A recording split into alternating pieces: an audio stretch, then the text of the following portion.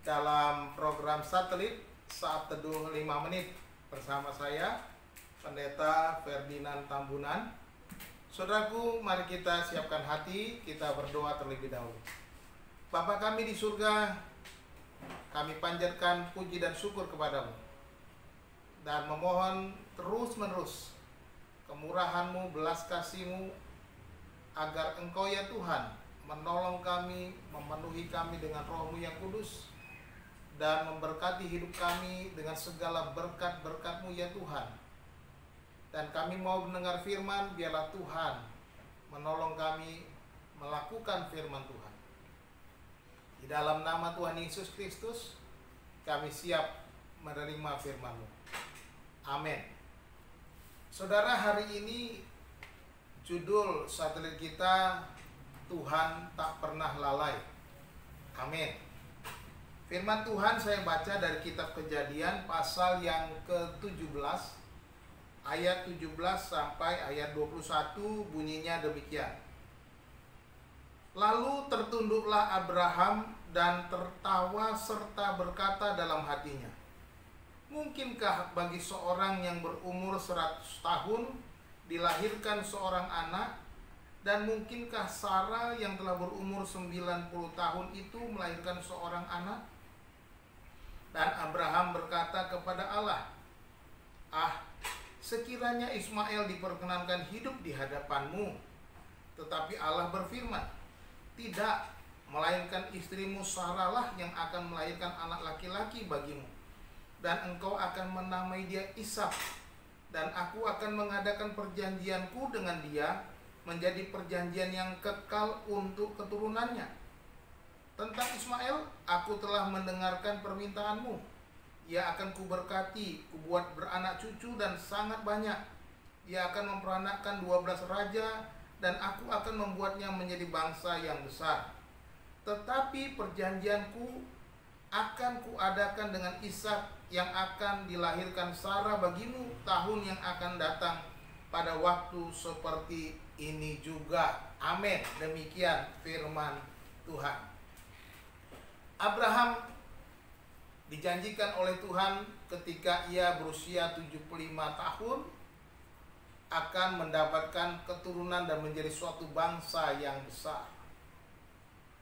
Dan pada masa tuanya akhirnya Tuhan, seperti yang kita baca pada hari ini, mengingatkan kembali bahwa Tuhan tidak pernah lalai akan perjanjiannya kepada Abraham.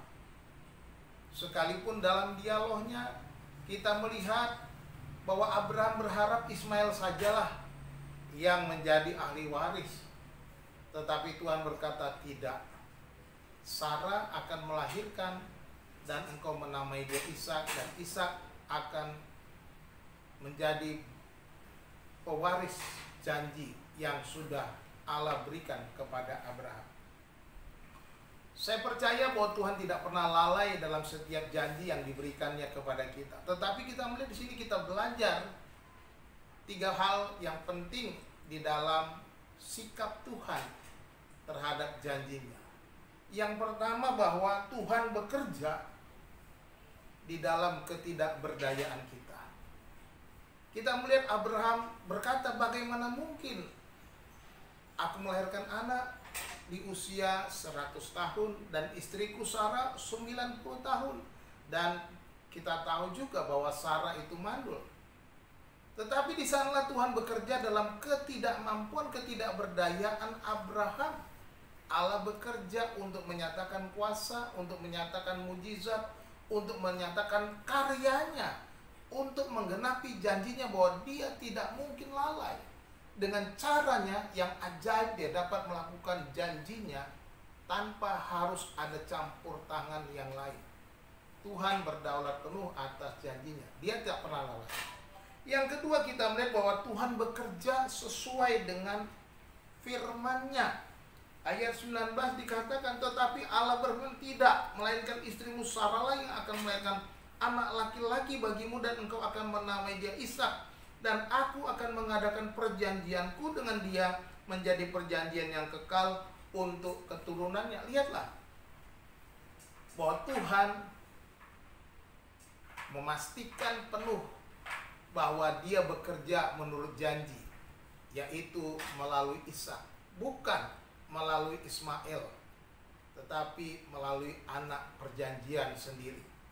Jadi kita mau melihat di sini bahwa setiap kita seharusnya menyerahkan hidup kita, percaya penuh bahwa Tuhan akan bekerja dalam hidup kita karena perjanjiannya. Firman Tuhan adalah janji Tuhan yang murni yang harus kita percaya, dan hiduplah menurut janji-janji Tuhan. Yang ketiga, kita melihat bahwa Tuhan tidak pernah lalai karena Tuhan bekerja menurut waktunya. Ayat 21.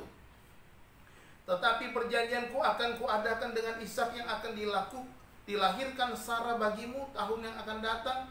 Pada waktu seperti ini juga kita melihat bahwa Tuhan bekerja menurut waktunya, bukan waktu kita. Dan Tuhan tidak akan lalai menggenapi apa yang Dia katakan menurut waktu Tuhan. Tuhan Yesus memberkati saudara. Shalom.